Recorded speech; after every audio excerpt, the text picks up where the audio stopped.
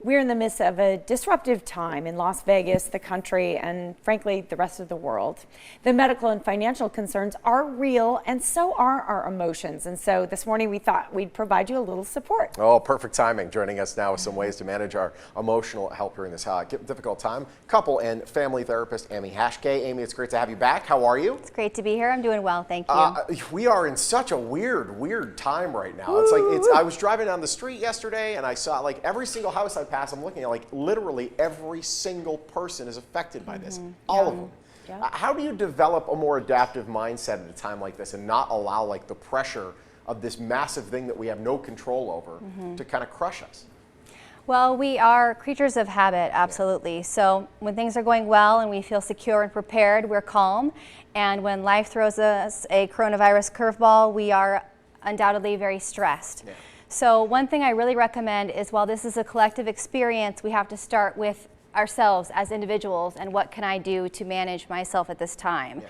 So it's all about adopting a mindset of self-compassion. And we need to extend that to ourselves. This is a time to put aside the inner critic, any controlling behaviors that you would normally have in your day-to-day routine. It's time to just step back a little bit, slow down, and ask the universe, what do you have to show me? What can I learn from this time? How can I become a better person in this situation? And then extend that grace and opportunity to others. I was giggling for a moment there while you were talking, Amy, because I was reflecting back on myself this morning when I left the house. I reminded my husband, like, please keep the house clean. And that's one thing that I've been doing probably to gain some control and feel better, is just like, obsessively cleaning my house. Now, is her putting that on her husband, is that the controlling behavior she needs to step back from? We might need to get a couple counselor in here for that one. Hey. Amy, help us. So now is really the time just to give everybody a break. But it's totally normal to be completely irritated with one another at times. We are spending unprecedented amounts of time together. Oh yeah. So know that all of this is normal. Just try to cut everybody a break, including yourself. No question. So all right, how do we manage nerves, overall anxiety? Obviously, you don't want to turn to the medicine cabinet or any of that stuff if you can help it. Meditation? I mean, is that a good place to start? Meditation is a great place to start. Becoming mindful. There's a specific breathing exercise that reduces stress hormones and calms the nervous system. It's called the 4-7-8. So if you're feeling on the verge of a panic attack or just having a difficult time calming down, it's called the 4-7-8. So you breathe in for 4, you hold your breath for 7, and you slowly exhale for 8. It works wonders. Do that a couple cycles. Don't do it more than four rounds though. Another thing to do is stop scrolling. We are scrolling, and most of our friends are not virologists or epidemiologists. Nope. There's a lot of unregulated content out there, a lot of subjective material and opinion. So 5 to 10 minutes, a couple times a day, and then go find something productive to do. No question. Absolutely. In fact, my husband and I had an epiphany this morning when I left the house. I said, when I come home, can we make an agreement that we're going to turn the TVs off for the rest of the night? We'll turn them back on at 8 o'clock to watch the news, but that's it.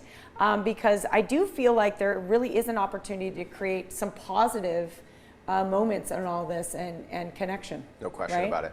Absolutely. This whole social distancing thing, for some people, it's particularly hard. I know in the older demographic, I can't even, JJ and I are so far. Which is fine with me, because I've kind of been wanting this anyway. That said, how do you keep people from feeling so disconnected? I know that loneliness, obviously, especially in the older generation, is a significant issue. How do you make sure we feel connected while we're so far apart?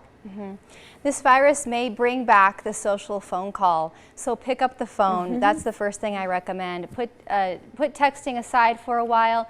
It can be so comforting to hear a familiar voice on the other side of the line. So I'm also keeping up with video chat. We can utilize technology to our advantage at this time too. So it's never been a better time to be alone. Really, truly. Yeah. I love it. It's great. Speaking of the kids are not in school right now. 30 seconds. How do we keep this normal for them? Try to remember that in all of this, kids need to be kids. So this is also a time to lean back a little bit on the routine. When you look back on this too shall pass. When we look back on it, how do we want our kids to have formed opinions about what happened. Let them have positive memories about this. Let this be a time of nurturing and support and just extra loving care. That is some great advice. Sean and I were talking about building a fort in the living room. What happened Yes. to building a fort? Let's do it. Well, they make it so that the couch cushions can't come out of the couches anymore. Some of these couches. There's ways around that. I'll find a way. I'm trying to give you a tip. Amy, every time you're here, I feel better about life. It's great having you. Thank you so much. All right. Thank you, Amy. If you're looking for support, you can reach out to therapist and coach Amy Hachquet. You can call her at the number you see on your screen. We'll also have this on our website, LasVegasMorningBlend.com.